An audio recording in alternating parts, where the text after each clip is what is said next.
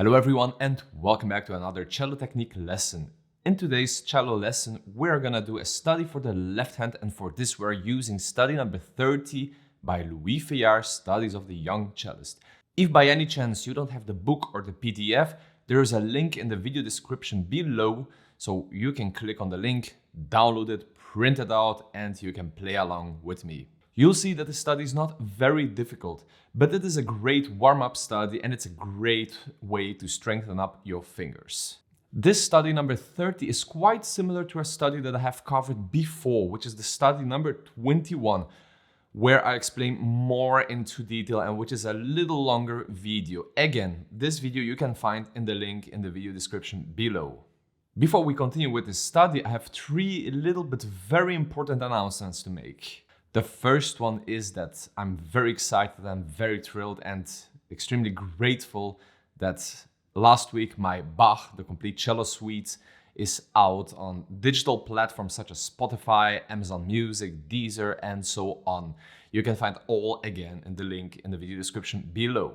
The second thing that I want to mention here is that I have created last week a Patreon page where you can support my work that I'm delivering to you guys. And I have already a first Patreon supporter, which is Mr. Oliver Klingel. I hope I pronounced that name right.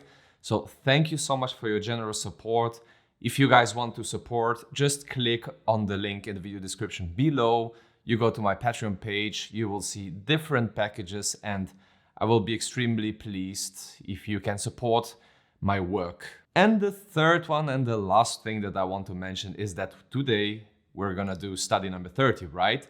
And the book of Feuillard, Studies of the Young Cellist, has 60 etudes. So today we're halfway. I never could imagine that I would come this far. When I made the first video of the Feuillard series, I thought, okay, I'll just do it for fun. But apparently things became serious, and well, there is this saying, once you start, go until the finish. So we'll go through the whole book and do all the 60 exercises. So I'm excited to do the rest of the book together with you. Well, and with that said, let's do this. Feuillard number 30.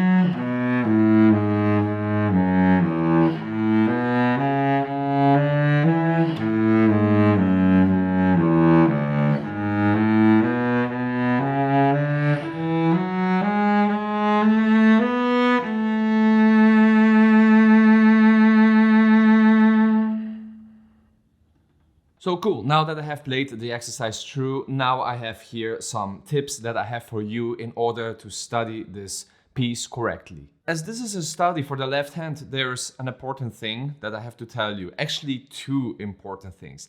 That is, one, left hand anticipation, and two, strong left fingers. So I will show you now two examples with a good left hand anticipation and strong left hand fingers, right? And then the other example will be the opposite. So not a good left hand anticipation and jelly fingers. And let me know in the comment section below what differences you hear.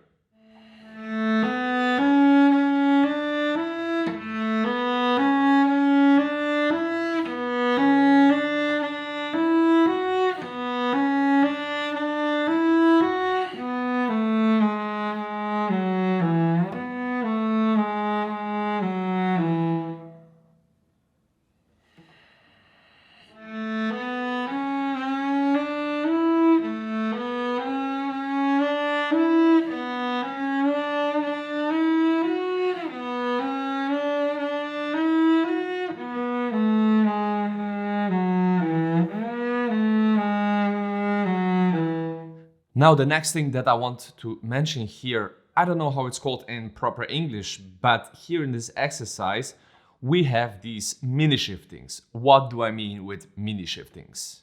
Mini shiftings are this here, as you can see. In this case here, I like to squeeze my fingers in order to push them. And don't forget, no huge movement or else you will get wrong notes. Well, again, I'm gonna show you 2 examples, but this time it's up to you to decide which one is the better version. I just love to test you out. Let's go.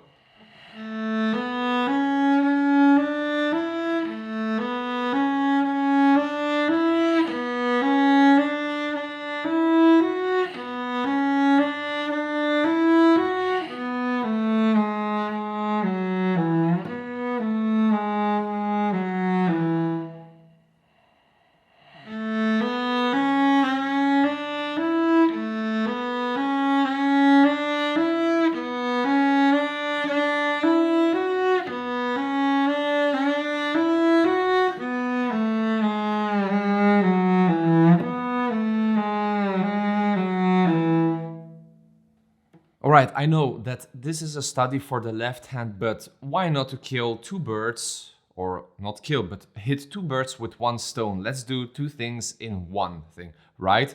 So, studies for the left hand, but there is a crucial thing for the right hand here in order to have nice bow connections and so on. For those that know my work already here with the Feuillard series, they know what I'm gonna say. For the newcomers here, first of all, welcome to my channel. But here, bow distribution is extremely important. Again, let me show you with examples because it's easier to show than to explain in some cases. Let's go.